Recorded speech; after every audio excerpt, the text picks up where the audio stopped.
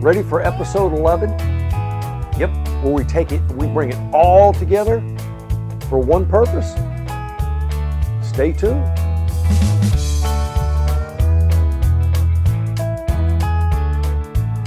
Well, welcome back. Yep, it's that time. Yep, of course, subscribe.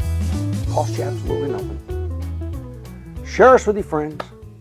That's about the only thing we can ask of you. Now, this channel is dedicated to sharing with you and unlocking the mysteries of distilling. So we've gone through this beginner's guide, and we're at the point now where we're going to take all that information, going to kind of cram it together, and do one thing and one thing only. We're going to distill. Okay, so this is the time that we're going to make our final product. So here we go.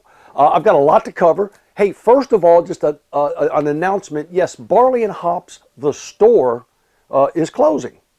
That's quite all right, please. It has nothing to do with me. In fact, to make a long story short, I started that store years ago, and a couple of years ago, I sold it. Yeah, I wanted to retire to serve you better. Well, actually, I got lazy, but it gave me the opportunity to serve you better. So I just sit out here and I experiment, test, share, demonstrate. So Barley and Hops is closing, but the Barley and Hops is not going anywhere. I still own the name and this channel, and we're going to be here for a long time. So stick with us. Okay, on to business. Today we're going to run our 3-gallon Mighty Mini. And I'm going to describe a few things as we're going through this because, again, this is the beginner's guide. And we want to make sure that we fully understand what we're doing. It's not rocket science, okay? So please don't try to outthink it. All right. Now, I'm also going to use things that are normally available around. I could use that big old automated still. That wouldn't serve you any purpose. It wouldn't do you any good because you don't have one. And I understand that. I just want to use the things that are normally available. Okay, like fast ferments. Yeah, I still use them. But everybody doesn't have one of those. Plus, I don't have anywhere out here to stick it. So, someone wrote in and asked about that. So, let's move on and get this thing on the road. The first thing that we're going to need, first of all, we're going to need the still, we're going to need the mash, and then we're going to need a method to cool. Okay, and a method to heat. And we've got all of those here today. First, I wanted to show you, here's the mash. This is that corn that is now clarified. I'm just leaving that sit there. I've already got that siphoned into the still. Okay, already done that part. Oh, by the way, watched Jesse from Still It published a video on limoncello. And I followed his guide and step by step. I made a whole half a gallon. I'm just like, I'm good with that. Really good. Check it out. I've got 3 jars because I've only got a 3-gallon still. So what can I anticipate? Maybe about a quart, a good quart, a little over a quart of finished product. Probably, yeah. And so I've got 3 jars out here. One's to collect my 4 shots and heads, and I'll use the other 2. One definitely, and I've got the other one on standby. So that's what that's there for. Now remember, I collect only to a point where I can be guaranteed I have no tails. Why do I not collect tails? I have no purpose for them. Okay. I don't reuse them, nor do I drink them.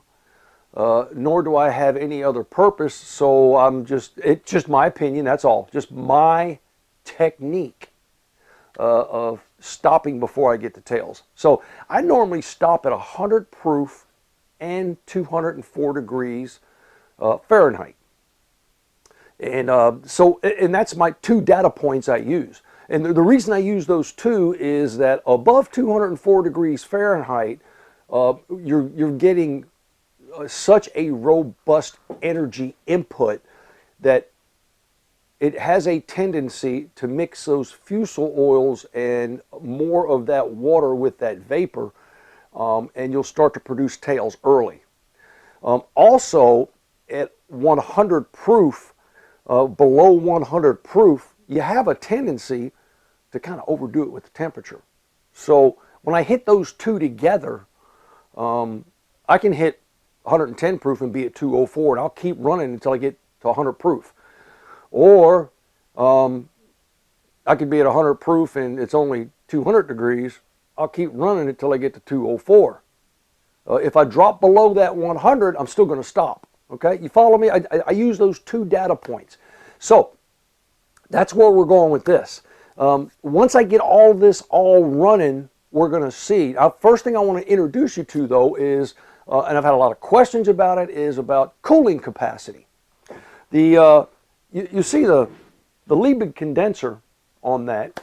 I call it a shotgun condenser. The Liebig condenser on that requires only two things: cold water in, water out.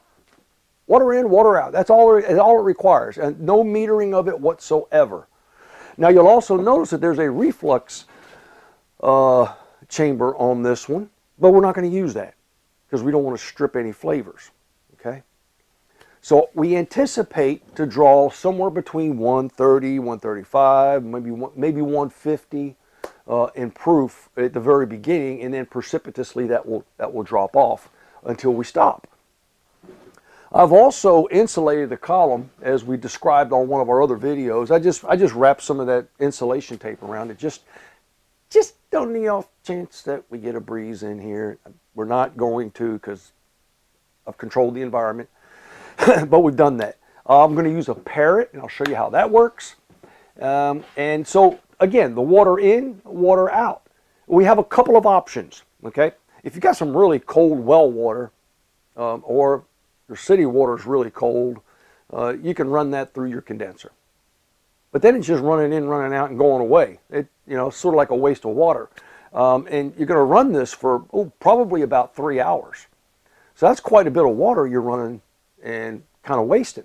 You can do a couple things. One, you can get a bucket of ice, put water in there, ice water in there, and then you can pump that water out. I've heard of some really fabulous ideas on how to run this thing. I heard of having a freezer with the condenser in the freezer and run it. I mean, all of this will work. All you're doing is cooling, okay? You're cooling that hot vapor and condensing it back to a liquid.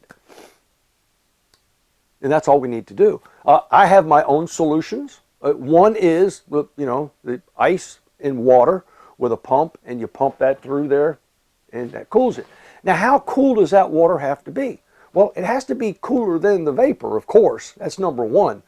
But if you can drop that vapor temperature, and at the beginning we're looking at somewhere around 170, 180 degrees, and you can drop that temperature, flash cool it down below 70 degrees, you get a really, really good condensing, which actually happens all at once. You see, if your water is above 100 degrees or somewhere near that, what happens? You tend to have some vapors that escape past your liquid. So you start, and guess what? The most volatile substance stays vaporized, ethanol. So you start losing a little bit. So if you can get it cooled down below 70 degrees, you're good. Ice in water is extremely good, and you'll notice that your condenser will sweat. You have water dropping off of it. Don't worry about that. That's perfectly okay. I have another solution, and people have written in about this and asked questions about it, and I did a video on it. That's going to be my BAC, my big-ass cooler with an air conditioner on top of it. Let me show you that. I happen to have had, and some of you may as well, you can fashion your own. And there's 1,000 ways to do this. I've got this 5,000 BTU air conditioner that was just kind of laying around. So I attached it to the top of this cooler, and then I bent the evaporator coil, and I'll flip this around and show you because this is the heat exchanger. And that's where the heat is blown off of the Freon. This one runs all R22. It blows the heat off of that so that it goes back through and it's pressurized and flash cools, pressure and temperature being proportionate. And then it goes into the evaporator. Well, with that evaporator inside the cooler itself, anything around that evaporator super chills, and that happens to be the water. I have probably 20 gallons of water in here. So I'll super chill this, and in about 30 minutes or so, I can get this whole thing down to about 42 degrees, 45 degrees, well below what I need it to be, and I don't want to freeze it. So let me flip this thing around and show you the other side. Okay, now each one of these will be a little bit different. However you make one. This is the cord for my water pump. My water pump is already inside, and I've got, here's my out. So when I plug this in, water should start shooting out of here.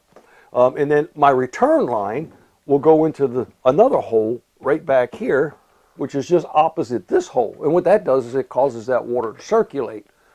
Plus I'm pumping warm water back in to re-chill, to be pumped back out as cold water to go into my condenser.